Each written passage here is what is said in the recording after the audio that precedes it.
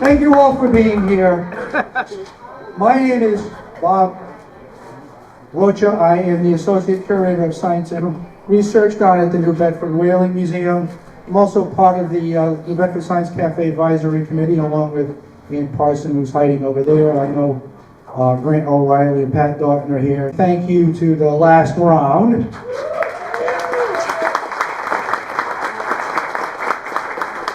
To Nick, to Heather, to Angela, to the guys in the kitchen, everybody here. They are not normally open on a Tuesday night. They're open on a Thursday night. They're not open on a Tuesday night, but they open up specially for us on the first Tuesday of the month, unless, of course, there's an election happening and we push it back a week. So tonight's presentation is Ropeless Lobster Traps, protecting the lives of marine mammals and the livelihood of lobsters. You learn about a unique and innovative invention called the Lift Raft that was designed to remove vertical lines from the water column while still allowing lobster fishers to set and retrieve their traps. There are other on-demand ropeless gear designs, but none function like this one, which is another reason why I wanted them here. So tonight we're going to hear from Rich Riels, who's the Executive Director of SMELTS, the Sea Mammal Education Learning Technology Society, and Kevin Rand, who is the East Coast Director of Operations for SMELTS. So SMELTS was founded in 2014 as a 501c3 nonprofit committed to research and development of technologies that reduce harmful interactions between humans and marine life.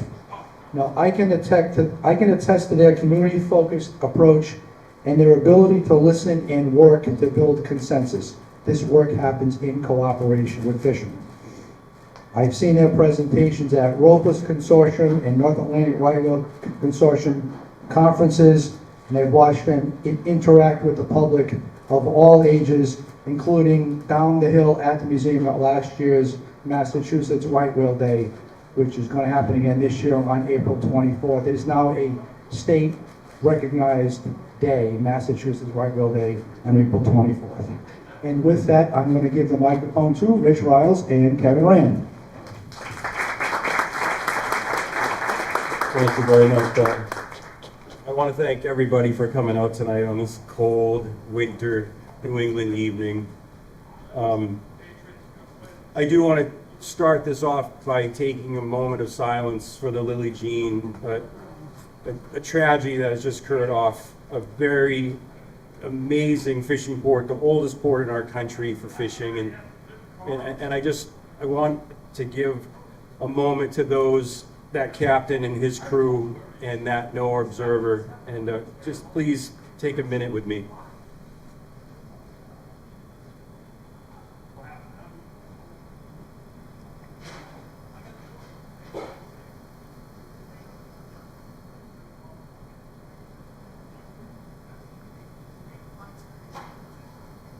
Thank you.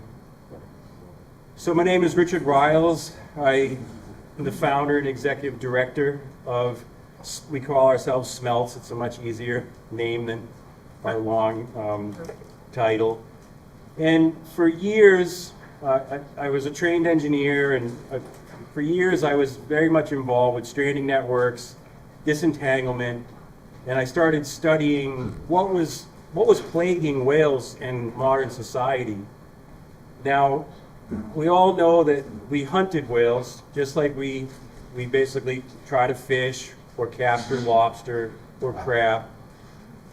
But whales were a special catch for us because they produced something that the world had never really had before, and it was oil, lubricity, a substance that allow us to put gears together and allow machines to operate. And really, the whales were what bore the back of the Industrial Revolution. We sent ships out of Nantucket, out of Gloucester, out of New Bedford to look for these animals. And back in those days, it was no different than trying to capture lobsters or crab. It was very important to the communities. This community has a huge history. And we started realizing that in modern times, once whaling had ended, we realized that the animals had probably more value alive than dead, and there's some reason for that. We started looking at what was actually taking them and really giving them the most challenge. And most of my time I spent in these stranding networks, I was showing up on the beaches and I was seeing these animals, and unfortunately they were wrapped up in commercial fishing gear. And really what had changed in fisheries was in 1950s, the Dow Chemical Company had figured out how to make high modulus plastic. And this plastic, this rope, this line, which changed from manila to hemp, which traditionally was how most trapped fisheries were removed from the seafloor. The captains would go out, usually with small skiffs, curraghs, small vessels, would hand pull and retrieve the traps, and there would be a surface buoy, and if a whale or any other sea life got into that gear, the manila or the hemp would break, and we never really had these entanglement issues in the early part of the century. But once we started moving into this incredibly powerful line, and what it did is it allowed big commercial operations to continue to expand, put larger sets of commercial gear on the seafloor, larger operations. But unfortunately, the persistent end line that goes from the surface buoy down to the seafloor, that basically allows the captains to come back and retrieve their commercial gear, is ultimately a death trap to an animal that has to swim through and co-occur where these captains have to fish. So after much pain and a lot of studying, in 2014, from 2014 to 2017, I built a prototype, and I decided that I didn't want to build a mitigated rope tool. I didn't want it to be just something that the captains could just use to get their gear off. I wanted to build something that potentially could reduce marine debris, reduce ghost fishing, and then be a new lifting engine that the ocean had never seen before, a whole new technology, not something that anybody had ever seen, used, or tried. And Kev, we were kids, we worked together as technicians for Marty's GMC in Kingston. We were just young kids trying to work our way, but we always worked great together. And then he went on to be a school teacher for Cape Cod Community Tech and was teaching marine sciences. And I came back to him in 2018 with this crazy idea, like, look at, we're going to try to build a machine for fisheries. And yeah, he thought it was pretty crazy. And but luckily, Kev became my right-hand man and my confidant, and most of the development and how this gear is assembled, put together, manufactured is by Kev and our team of fishermen. We have 2 fishermen that work for us and a young engineer.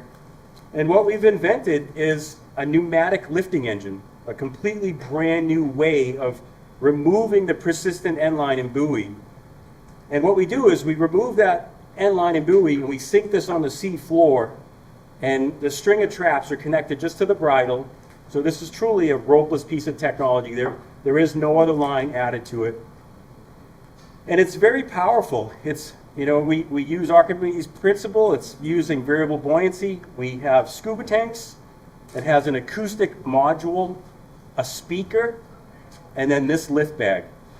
And the captains return to the fishing grounds, and they basically, they dunk a speaker, or there's a speaker in the hull, a transducer is what it's called. It sends down a dolphin call or an acoustic signal to the sea floor. This gear is down there just sleeping. It's conserving energy. And then we command it, we ask it, you know, are you down there? Will you, yeah, Kev's gonna demonstrate it.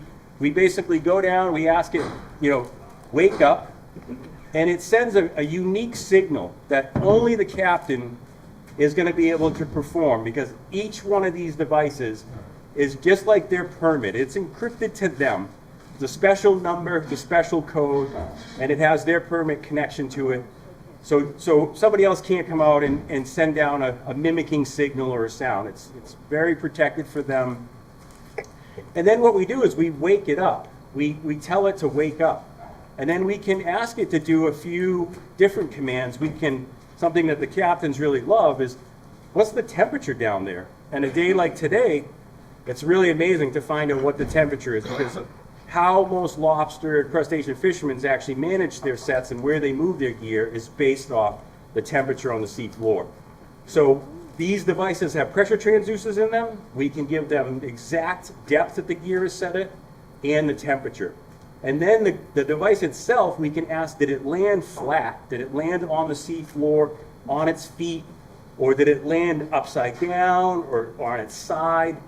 And because it's a lifting engine and because the lift bag inflates, it doesn't really matter how it lands, but we have different strategy to get it out if it's rocked down or locked down.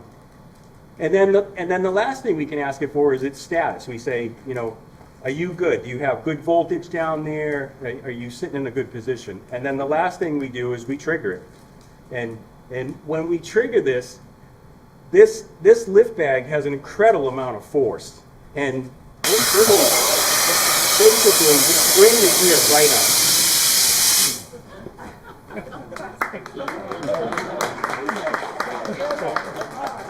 And this unit, this is one of our brand new models, and what we've added here is a strobe light feature. Because the captains, a lot of times, they're in deep water, offshore, in the dark, in the cold. And when you remove a surface influence, a buoy that they're so good at refinding, and you stick gear on the sea floor and you go out and acoustically trigger it and bring it back up, it's not that easy. It's hard to relocate this gear. So we really have worked hard on, we have visual cues. The lift bag itself has soulless tape, so they're lights, they're big, basically spotlights, can really see the bag pretty easily. And now this new function really lights up the gear in the vicinity around the unit. So this is one of the small things. And this is the baby bag. Where we're fishing offshore, like George's Bank and near the Benthic Shelf, and we have these monster bags. They're about 10 feet tall, 1,000 pounds of lift force. And those trawls, those big offshore trawls, the captains will place usually 200 to 400 pound sleds, anchors, something to hold their gear on the sea floor, because they have that very long vertical line that could be 4,000 linear feet long, and then they have a huge polyball at the surface. So there is a lot of ocean and wind force, and then the storm that we just had on Sunday, it stirred up a lot of gear. This thing is basically an inflatable anchor. When it sits on the sea floor, it's incredibly heavy until we inflate it. And we have seen the gear really stay put in big winter storms and big winter weather. And that was something very surprising to NOAA. So this gear is illegal. It is only able to be used under a letter of authorization from the state of Massachusetts or Maine, or an exempted fishing permit that's issued by NOAA in federal waters. And the reason being is because in the Magnuson Fisheries Act, the surface buoy is something that has been written and agreed upon in Congress, that surface marker has to be present. So when we remove that surface marker and we sink gear on the sea floor, we don't know where the gear is. So there is now a whole new push and a huge amount of work that me and Kevin are doing over the last 2 years. Now we have to replace the original buoy. Now we have to replace it with a very sophisticated digital data point. Now we're setting the gear on the sea floor that we either have to automatically mark it off the ship, so where the vessel track is and where the gear enters, we relatively know from the surface where it is, but we all know that the ocean is a mysterious place, and if you are at 800 feet deep and you throw something in, the windage of the gear, the load that the fisheries gear has on it, it's probably not going to land where you think you set it. And this technology, we can actually acoustically mark it. We have our own research vessel that we're actually working on all the shipboard technology that we believe the industry is going to require. We built this machine it's working really good. But now we have to build the topside equipment and how it's going to integrate, and the ergonomics for the captains and the safety for the captains, man overboard features, and all the things that are going to be required that we believe. And really what we decided to do is we wanted to build a whale-safe piece of fishery, but ultimately what saves whale is fisheries closures. When there's no effort, that's what saves the animals. And we wanted to build something that could get the fishermen back fishing, because more and more of this is going to continue to happen. And just a few days ago, this poor right whale called Division, a 4-year-old adolescent, has been entangled. It was entangled in the bay. The Center for Coastal Studies disentangled it, but unfortunately it was just seen off the coast of Carolina dead. And it you know, still has line in its mouth, and there's only about 380 North Atlantic right whales. So these whales are critically endangered, and every single one that we unfortunately kill, and you know, these vertical line systems, it's a real challenge for their recovery. And then because they're so powerful and they have so much blubber, even if they can't feed, they can last a long time. So we've tried to build a system that we can work in fisheries and work with the captains, and now we're trying to build a marking technology that can be able to go into a cloud and be able to be policy and management driven, where the enforcement of fisheries can actually see the gear and know where captains are fishing. Because if you remove this vertical line and buoy, how does enforcement go out and recover the gear, and how do we manage it? And so we've made this amazing thing, but we've created a huge conundrum as well that we're trying to work through. But we have about 50 captains that we're working with now. The Northeast Fisheries Science Center is a division of NOAA that is the protected species branch, and their goal is to have vibrant fisheries and really healthy marine mammal stocks. And we've been very fortunate. They have started a gear lending library, and there's about 10 companies with 10 different types of technology. And how it works is the gear library basically has this assortment of gear, and it's lent out by the federal government, and they give a small stipend to the captains to be able to be patient to try this gear and work through it, and then report back, so us as the designers and the builders can make better tweaks or changes or why isn't the gear working. And then Kevin and I, we do a lot to go back to the fishermen and say, it wasn't you. It was something that, you know, we had a problem with. Or corrosion is a huge challenge in the ocean. We've been working really hard on having, you know, less corrosion issues. We're sticking aluminum tanks, and it's been quite an engineering challenge, but we are now showing that this could be a real solution to this problem. And now we got to figure out how to pay for it. How can the captains survive if they are forced and they get closed out? You know, that's why we want, you know, hopefully federal subsidies and ways that they can be compensated and helped. And it's a real challenge to try to save these animals and the work that we're doing. But from the day we started in 2018, when we first set commercial gear, to where we are today, it's incredible how much it's grown and how it's growing across the country and the rest of the globe.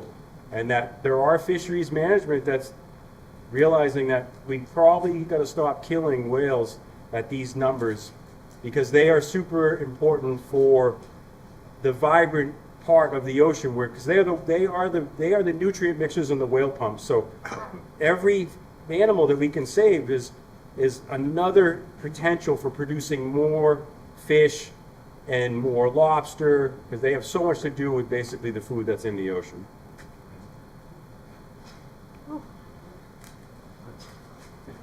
Any last words? No, I think you said it all.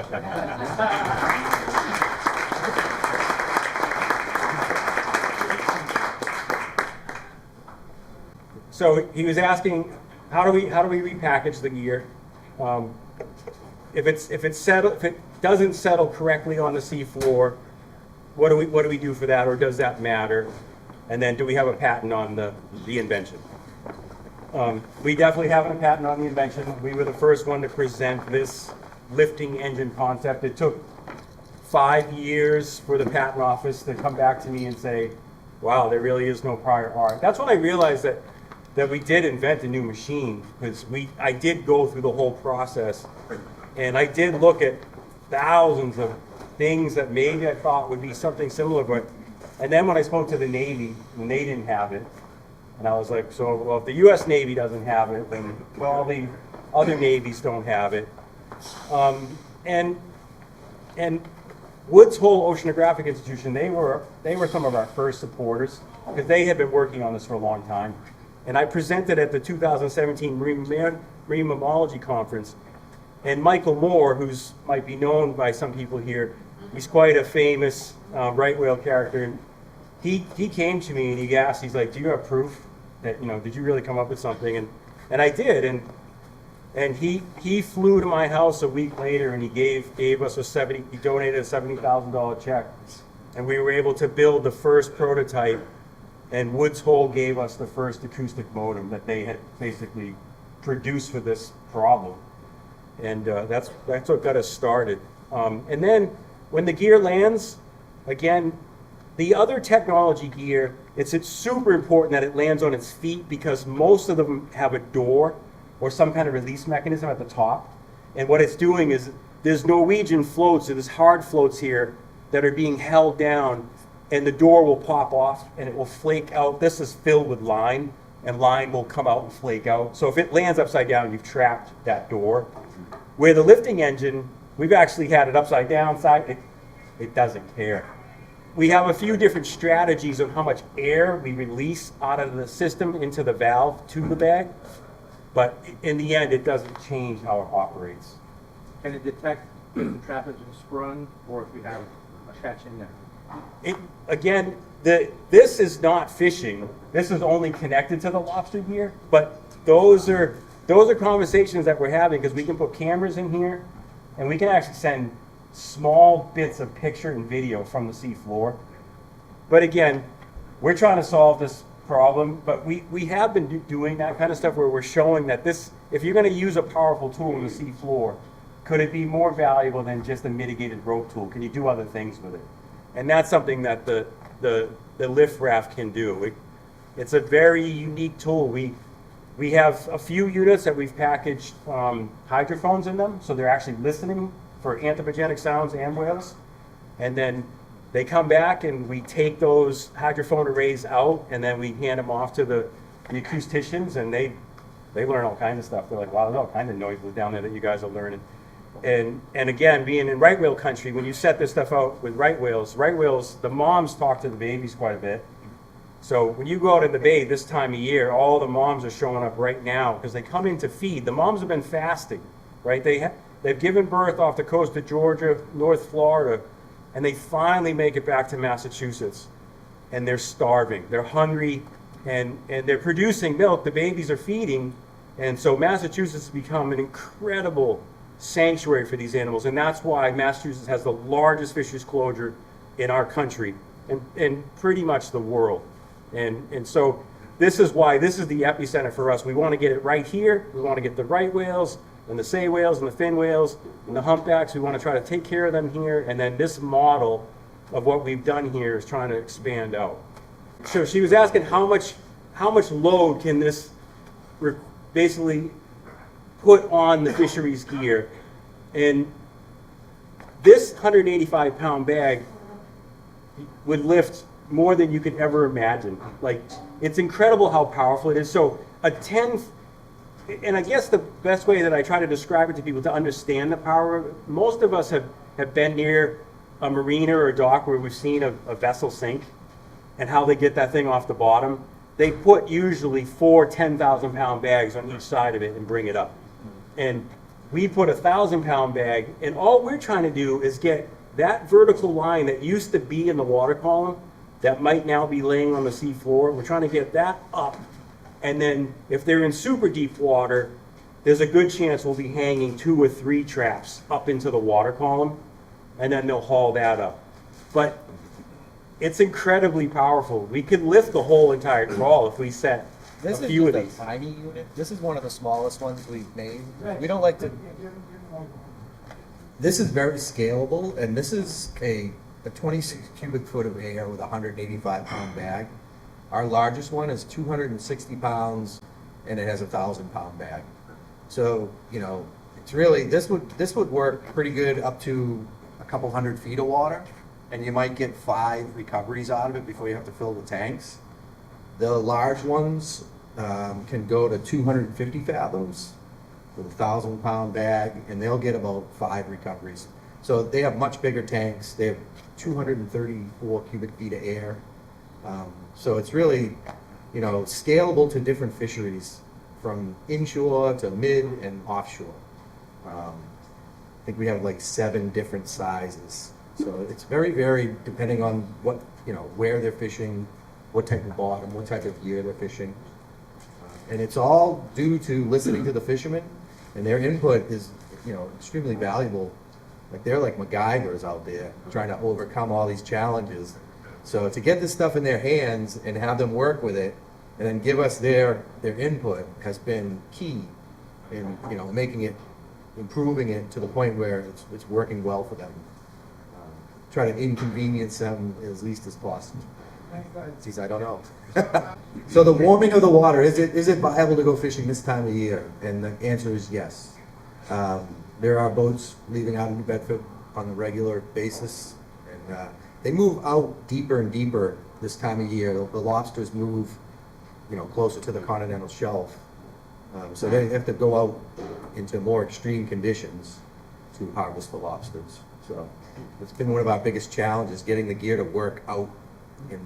I'm sorry, he's asking if we could go back to hemp or manila type rope to solve the problem of entanglement, and we absolutely could, but the industry would not allow that. And the reason being is, fisheries is a $1 trillion industry, and when you think about the impact that has on our society, and we're constantly moving forward and up, it's hard for industries to go backwards. In the areas that we've gone backwards, smelting of aluminum and other things in our country, I mean, these are some of the things that we're talking about now, trying to resurrect and bring back.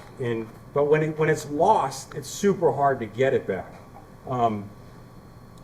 It would be awesome to see if we could figure out ways that they could make this line so if it's on a whale that it's lipid based, so actually fat starts making it break down.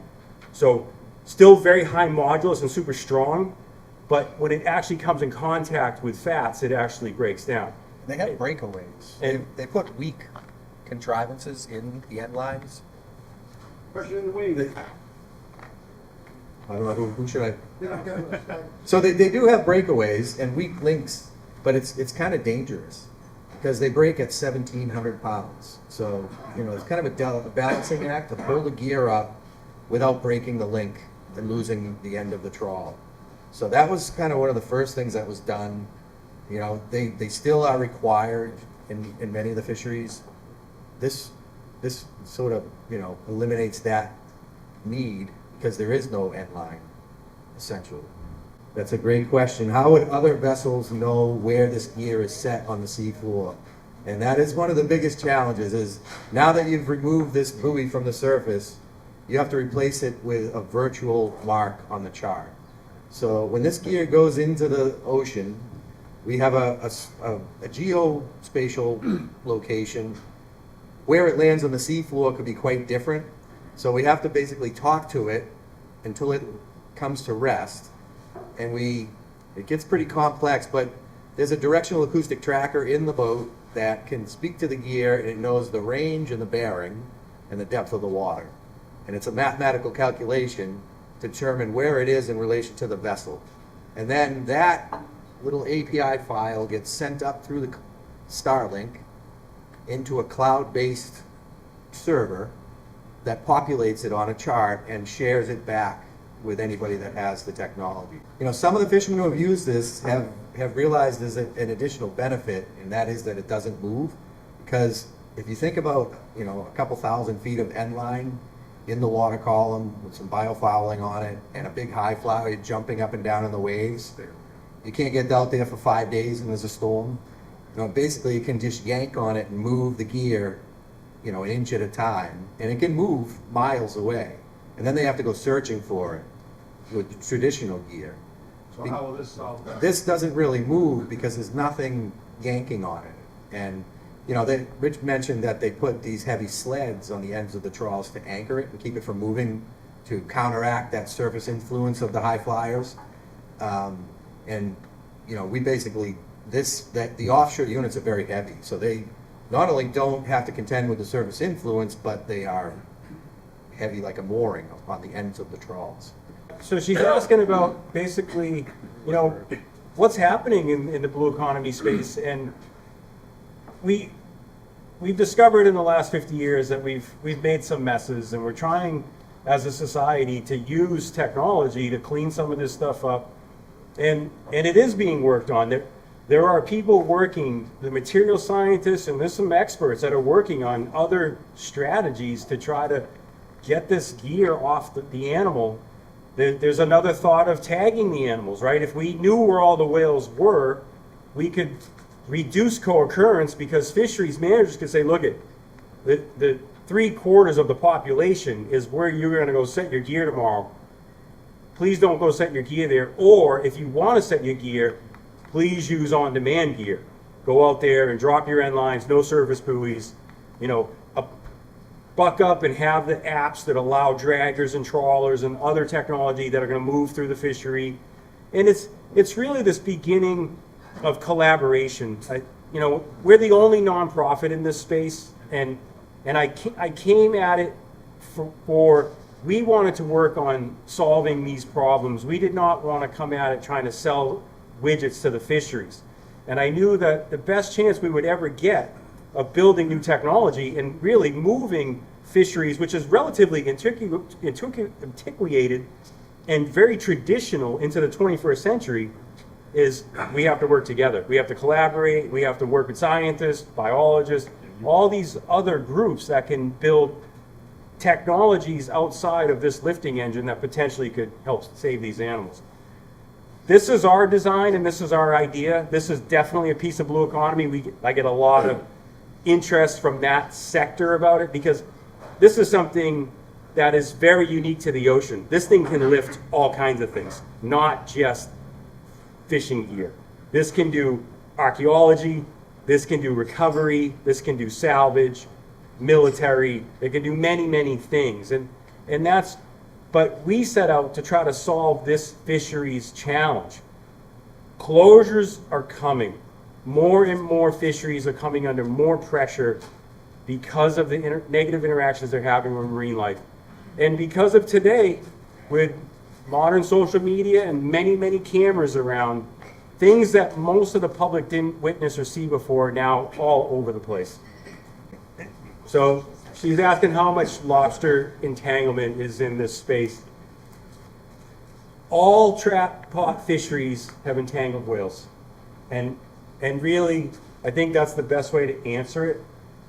There's a lot of pushback from each fishery, each country blaming each other, but we already know the blame game is not going to solve this. And really, every single fixed gear fishery that has gear anchored on the seafloor, that has a persistent end line with a buoy, is a death trap to these animals if they get into it. So moving into aquaculture. So we're being asked by a lot of people in aquaculture, because what's starting to happen with that space, aquaculture is going to probably pass wild-caught fisheries in the next 10 years globally, which is really crazy to think about, that there'll be more revenue produced with aquaculture than there will be with all the captains that go out and bring in, you know, wild-caught seafood. So most of what this country is looking at is, if we're going to farm for kelp, or we're going to farm for butter clams or scallops and do these sea pens, absolutely they want ropeless. They don't want vertical lines and buoy. Because they can't, you know, torture the wild-caught industry and then allow aquaculture to come in and start entangling all the whales. And this is what's happening out west. The salmon pens, where I live in Washington State, we have salmon farms up British Columbia. There's lots of salmon farms, and what happens is the pellet feed that they feed the salmon brings the humpbacks, and the humpbacks drive into the nets, and they get themselves, they drown. They get into this big heavy net gear. So a lot of this stuff now is being asked to put it on the seafloor. And that's what we can do with this gear. This gear can hold down scallop traps, oyster beds. They can do all kinds of other neat type of fisheries, which is part of the blue economy idea. Like, what can this machine do to help all of these other sectors as well? So why would you use acoustics for fishing gear when it's been around for many, many years?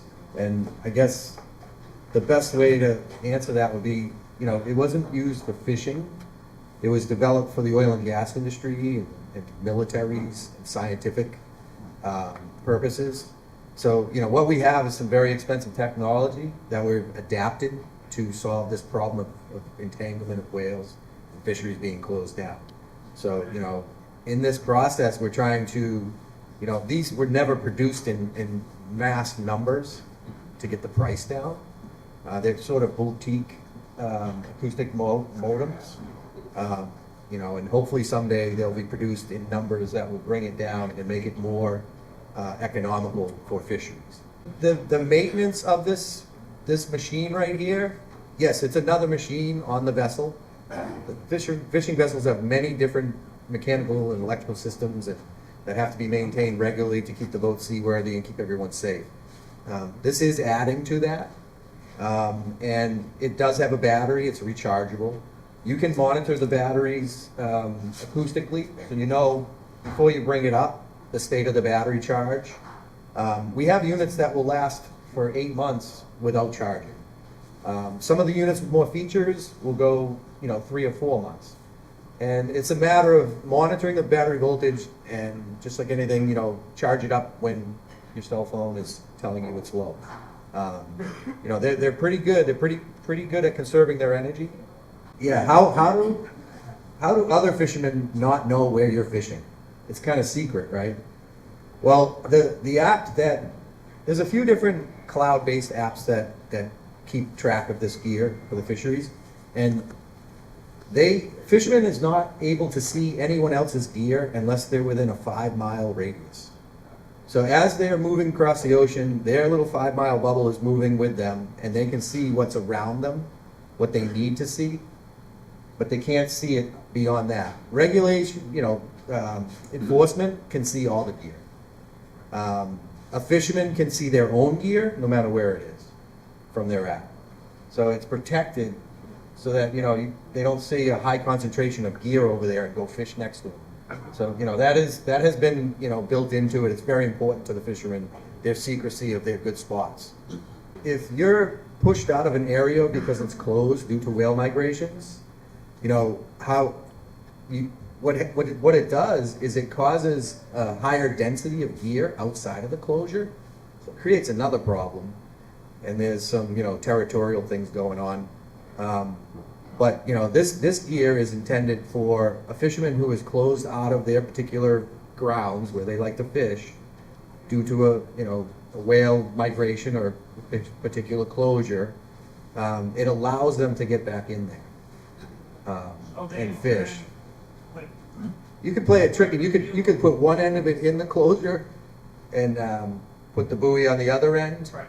But you'd be seen in that closure fishing, and it's pretty heavily.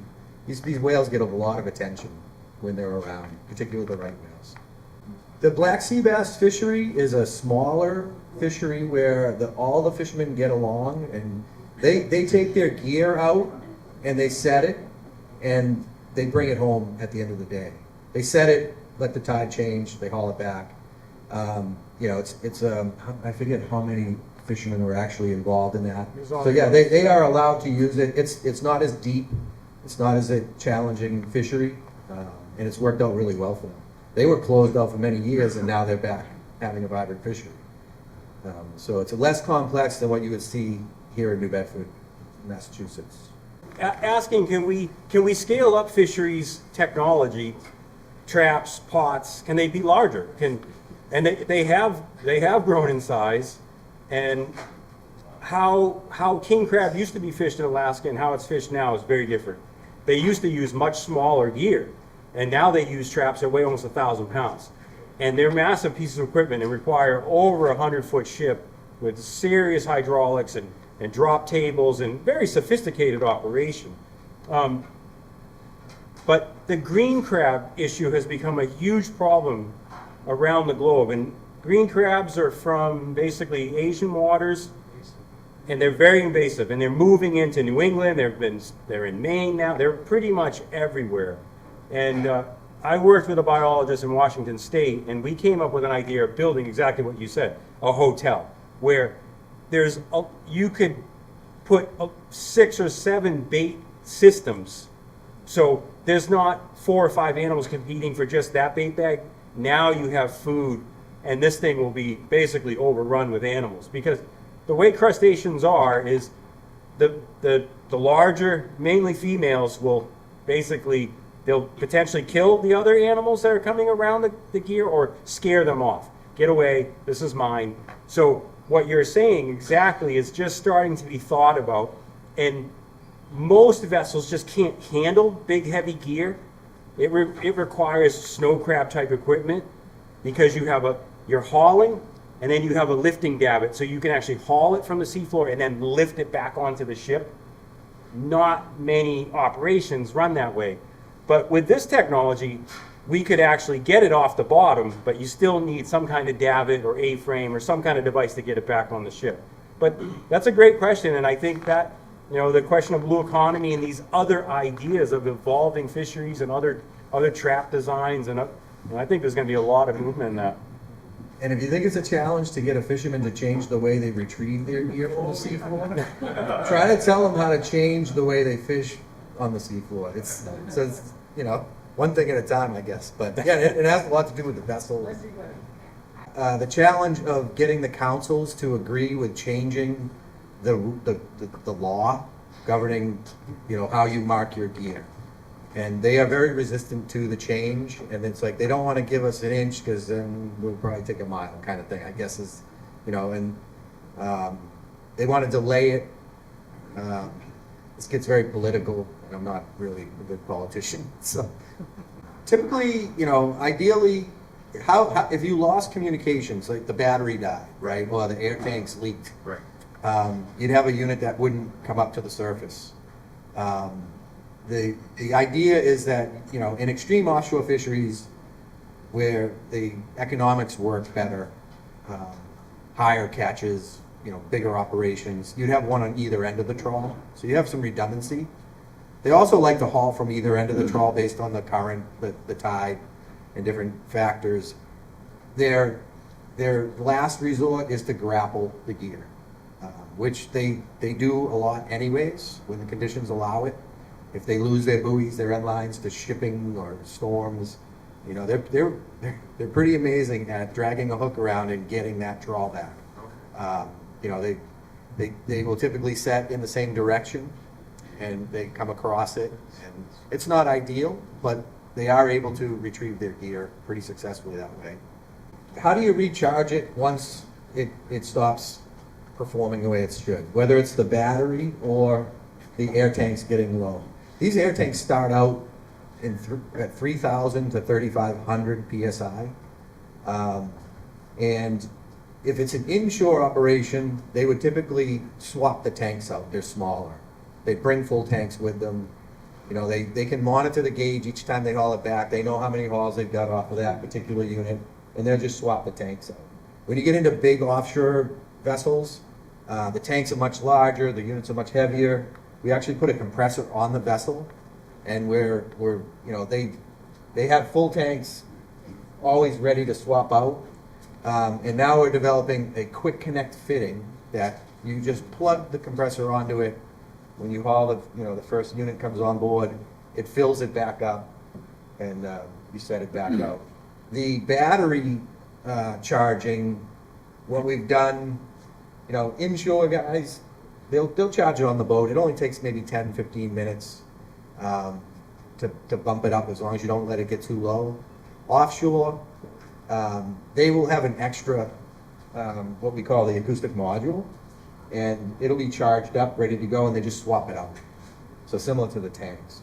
So there's a couple different ways you can do it, and you know, these fishermen, you kind of give them the tools and advice, and they come up with their own like routines and stuff. It's pretty amazing. So how does the economics work right now? These units are very expensive. These modems were developed, you know, for oil and gas and scientific, Navy. Right now, we are grant funded. We're a nonprofit, so we've been able to land some pretty good grants to develop the technology. We have government contracts, so NOAA is purchasing the gear from us to go into the gear library. So it's essentially subsidized right now. Someday we want it to be able to stand on its own, but you know, to get the buy-in, to get it to work properly, to develop it, perfect it, you know, that's where we're at right now. And the fishermen are compensated, so there's incentivized by the Science Center gear team or the gear library to use the gear, provide their feedback, data every time they haul it and set it. They fill out a pretty comprehensive data sheet, and all that data is compiled to sort of, you know, give us a report card, a score. They're at 18,000 successful deployments and recoveries with it's like a low 90% success rate overall in like 6 years. So, you know, fishermen who have done this we start them off in the open season, and they have, you know, 2 end lines and buoys. They remove one, they put a ropeless unit on there, on-demand fishing gear unit, and they basically practice with it. And if they can't make it work, they go to the other end or they grab them.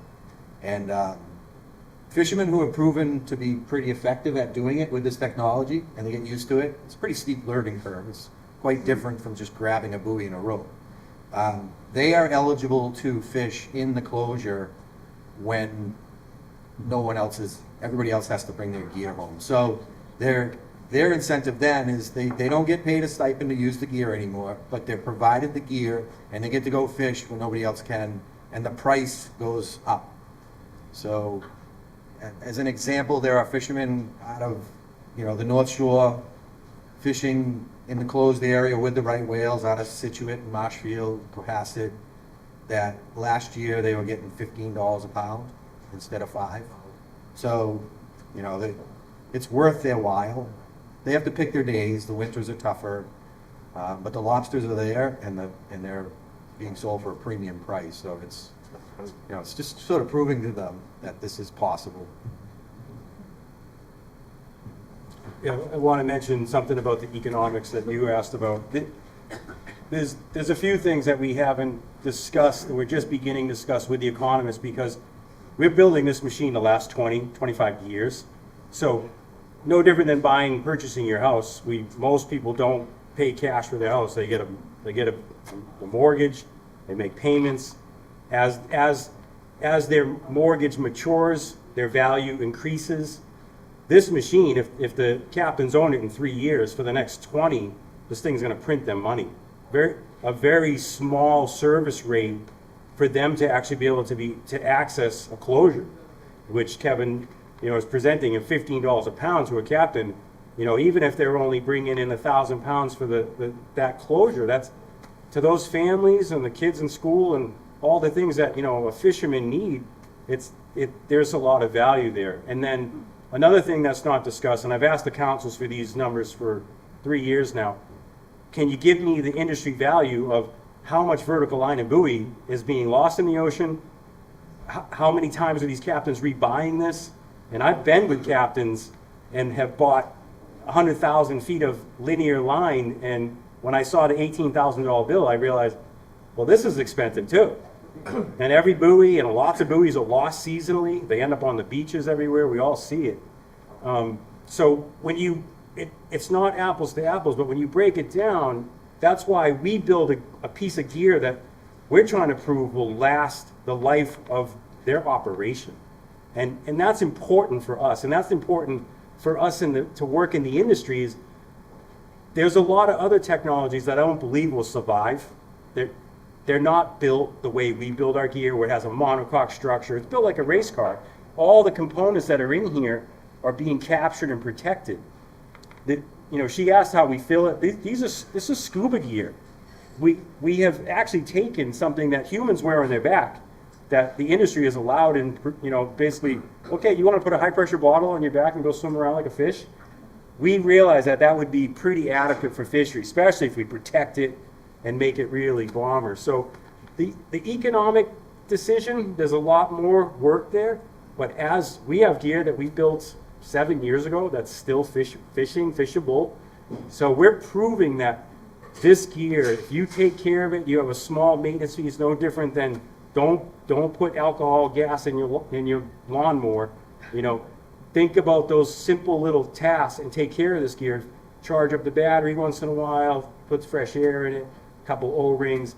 So that's a big thing that we're trying to work in the industry and talk to the government about, because if you subsidize a technology like this and you get it out there and you don't, this is the strangest project that I've ever been involved with, because the end user is not the customer.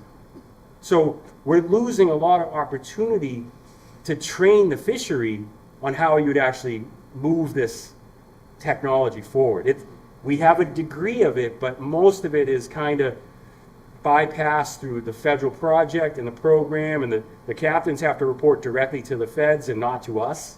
So it's a strange way to maneuver through, but luckily we've become friends with a lot of captains, and off the record, hey, that gear's working good, or it's not moving, or hey, how much would it cost for me each year to come in and you know, give this thing a tune-up? And I tell them, and they're like, that's it. I'm like, yeah, there's not a whole lot to it. It's very robust, and maybe we have to replace a tank or something, but not, once the guts are done and those are paid for, you know, you're going to throw away your cell phone a lot faster than you'll throw away this. Yeah, we have a YouTube channel if you wanted to check it. You can actually see us from the very beginning with our first little prototypes with timers in like 2018. But the most recent one is actually this very unit from our research vessel, and it demonstrates this transducer is built into the bottom of our boat, and instead of this little box called Release It, we have a multifunction display, a touchscreen on the boat. So the gear is you know, deployed, marked, shared through the cloud. It's localized on the seafloor, so it's the actual seafloor location, and then we recover it and take it back off the chart. So there's like a 5-minute video it's much better at describing it than I am. So SMELTS.org is our website, and on there is the link to our YouTube and stuff like that, and our Instagram, so check it out. All right, thank you, Kevin. Thank you, Rich.